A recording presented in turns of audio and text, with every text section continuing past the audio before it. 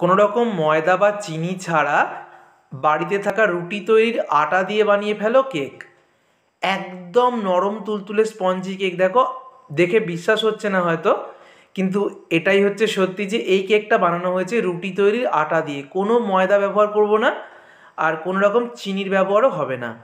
কিভাবে বাড়িতে থাকা আটা দিয়ে একদম পারফেক্ট কেক বানাতে হবে সেটাই দেখাবো। ময়দা কিন্তু আমাদের শরীরের জন্য একদমই ভালো নয়, তো তাই আটা দিয়েই বানিয়ে দেখাবো। আর তোমরা এই আটার তৈরি কেকের রিকোয়েস্টও করছিলে, তো ভিডিওটা মন দিয়ে একদম শেষ পর্যন্ত দেখতে থাকো। রেসিপিটার জন্য প্রথমে আমি নিয়েছি বাতাসা 1 বাটি। এখানে দেখো গুড়ের বাতাসা নিয়েছি, এরকম লাল বাতাসা। তো তোমরা বাতাসার পরিবর্তে চিনি অবশ্যই নিতে পারো, চিনি ক্যারামেল বানিয়ে নেবে। এরকম লাল বাতাসাটা নিলে যেটা হবে সেটা হচ্ছে খুব সুন্দর কেকের মধ্যে কালার আসবে। আচ্ছা দেখো, বাতাসাটাকে আমি মিক্সার জারের মধ্যে ঘুরিয়ে একদম মিহি করে গুঁড়ো করে নিলাম। 1 বাটি বাতাসা নিয়েছিলাম, তো দেখো একদম মিহি করে গুঁড়ো করে রেখেছি। একদম স্টেপগুলো ধরে ধরে করবে, প্রথম থেকে উপকরণগুলো মাপগুলো একদম সঠিকভাবে নিতে হবে। এখানে হাফ বাটি হবে আমার বাতাসার গুঁড়ো। 1 বাটি বাতাসাকে গুঁড়ো করলে হাফ বাটি হবে। আবারও বলছি, তোমরা চিনি অবশ্যই নিতে পারো, তাহলে চিনির ক্যারামেল বানিয়ে নেবে। আমি এর আগের দুটো কেকের ভিডিওতে দেখিয়েছি কিভাবে ক্যারামেল বানাতে হবে। যদি তোমরা এখানে চিনি গুঁড়ো নাও সেটাও কিন্তু হাফ বাটিই নেবে। এবার নিয়েছি ওই বাটিটার 4 ভাগের 1 ভাগ সাদা তেল। উপকরণগুলো সঠিক পরিমাণে নিতে হবে। হাফ বাটি বাতাসার গুঁড়ো বা চিনির গুঁড়ো নেবে, অথবা তোমরা মিশ্রিকেও গুঁড়ো করে নিতে পারো, মিশ্রি গুঁড়োও কিন্তু ভালো চিনির পরিবর্তে। তো আর ওই বাটিটার 4 ভাগের 1 ভাগ নিয়েছিলাম সাদা তেল, দুটোকে মিশিয়ে নিয়েছি। এবার দেখো নিয়েছি আমি 1 বাটি আটা, যে আটা দিয়ে আমরা রুটি তৈরি করি। কোনো রকম ময়দার ব্যবহার হবে না। 1 বাটি ভর্তি ভর্তি আটা আমি দিয়ে দিলাম। আর এখানে নিয়েছি 1 বাটি লিকুইড দুধ। তো লিকুইড দুধটা আগে থেকে জাল দিয়ে ঠান্ডা করা, তো সবটা দেবো না, অল্প অল্প করে দেবো। কতটা দুধ লাগে আমি একদম শেষে তোমাদেরকে বলে দেবো। তো একটা যে কোনো বাটি মাপ করে নিলে খুব সুবিধা হবে। এবার সব কিছুকে আস্তে আস্তে মিশিয়ে নেবো। দেখো অল্প অল্প করে দুধ দেবো আর মেশাতে থাকবো। একবারে কিন্তু দুধটা দিয়ে দেবে না, এটা শুধু মাথায় রাখবে। এরকম অল্প অল্প করে দুধ দেবে আর হালকা হাতে নেড়ে চেড়ে মিশিয়ে নিতে হবে। চাইলে হাত দিয়েও ব্যাটারটা করতে পারো। কোনো রকম দলা ভাব যেন না থাকে, এটা শুধু মাথায় রাখবে। দলা ভাব থাকলে কিন্তু কেক পারফেক্ট হবে না। সেই জন্যই বলছি, চাইলে তোমরা হাত দিয়ে কোনো দলা ভাব যদি থাকে সেটাকে কিন্তু অবশ্যই ভেঙে নিতে পারবে। তো ব্যাটারটা আমি বানিয়ে এখন রেস্টে রেখে দিচ্ছি 10 মিনিটের জন্য। 10 মিনিট পর ফিরে এলাম। এবার ব্যাটারটা আমি একটু ফেটিয়ে নিয়ে তোমাদেরকে দেখিয়ে দিচ্ছি ব্যাটারটা ঠিক কীরকম করতে হবে। তো 30 সেকেন্ড মতো ফেটিয়ে নিচে দেখো, ওপর থেকে ফেলে দেখিয়ে দিচ্ছি। ওপর থেকে নিচে যখন পড়ছে দেখো ব্যাটারটা মিশে যাচ্ছে। ব্যাটারটা কিন্তু খুব বেশি পাতলা করবে না, আবার খুব বেশি ঘনও করা যাবে না। দেখো ওপর থেকে যখন নিচে ফেলছি সুন্দরভাবে কিন্তু মিশে যাচ্ছে। ঠিক এরকমটা করে নিতে হবে। এবারে নিয়েছি আমি বেকিং পাউডার। আজকের কেকটা কিন্তু ডিম ছাড়া বানাবো। 1 চামচ ছোটো চামচের বেকিং পাউডার, ওই চামচের 3 ভাগের 1 ভাগ দিয়েছি আমি বেকিং সোডা।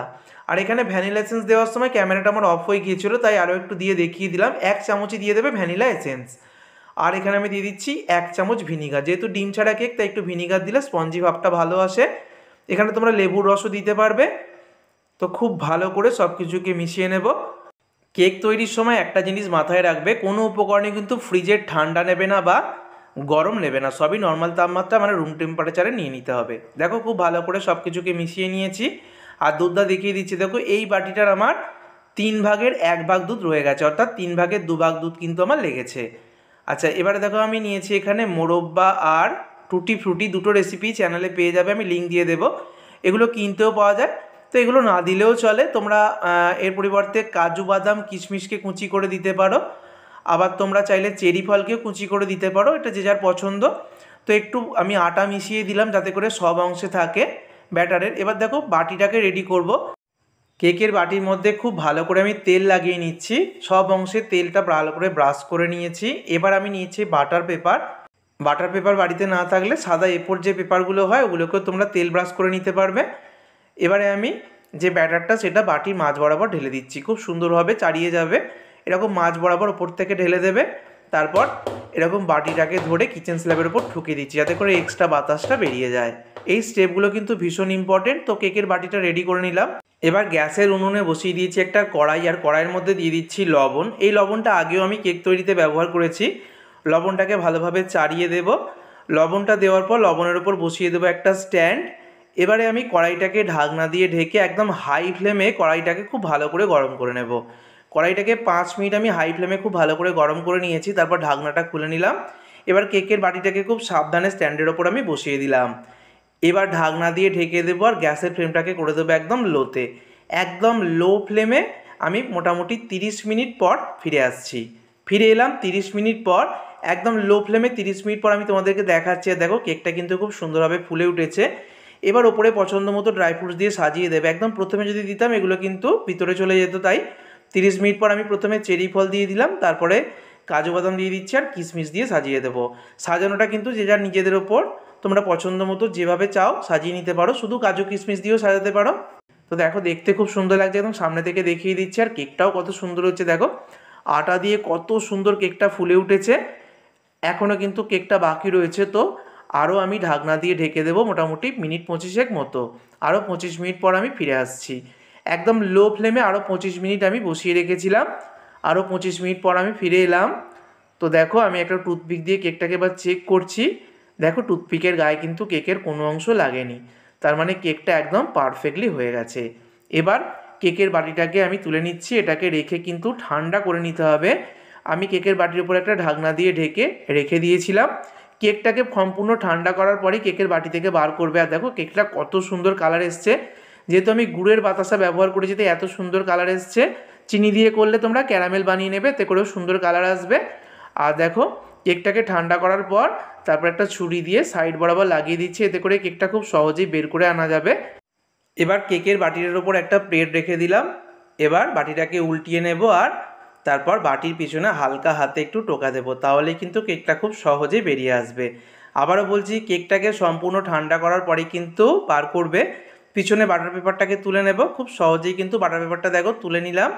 আর দেখো কত সুন্দর হয়েছে, একদম নরম তুলতুলে কেক হয়েছে, দেখতেই পাচ্ছ কত সুন্দর জালি তৈরি হয়েছে, সেটা দেখেই বুঝতে পারছো। আর দেখো কালারটা কিন্তু কত সুন্দর এসছে, দেখে বোঝার উপায় নেই যে এটা আটা দিয়ে বানানো হয়েছে। আর এই কেকটা খেতে এতটাই সুন্দর হয় যে খেয়ে কেউ বুঝতেই পারবে না যে এটা কোনোরকম ডিম, চিনি বা ময়দা ছাড়া বানানো হয়েছে। বাড়িতে রুটি তৈরি আটা দিয়ে যে এত সুন্দর এত নরম জালিদার কেক বানানো যায়, যেটা একবার বানালে কিন্তু আর ময়দা দিয়ে কেক বানাতে ইচ্ছা করবে না। আর আটার তৈরি কেকটা স্বাস্থ্যকরও হবে। ময়দার কেক কিন্তু শরীরের জন্য ময়দা মোটেও ভালো হবে না, তাই আটা দিয়ে অবশ্যই যারা ময়দা খেতে পছন্দ করো না বানাতে পারো এই কেক। তো সামনে ক্রিসমাস আসছে, বাড়িতে অবশ্যই এই কেক তৈরি করে বাড়ির সবাইকে কিন্তু একদম অবাক করে দিতে পারবে। বাড়িতে রুটি তৈরির আটা সবারই থাকে। আর দেখো কতটা জালিদার হয়েছে আর একদম নরম তুলতুলে তৈরি হয়েছে। এইভাবে ঠিক যেভাবে দেখিয়েছি প্রত্যেকটা উপকরণ সঠিক পরিমাণে নিয়ে একদম পারফেক্ট কেক তোমরাও বানাতে পারবে প্রথমবারের চেষ্টাতেই। ভিডিওটা ভালো লাগলে বন্ধুদের মধ্যে প্রচুর শেয়ার করো। সকলে সুস্থ থেকো, সাবধানে থেকো। ভিডিওটা দেখার জন্য সকলকে ধন্যবাদ।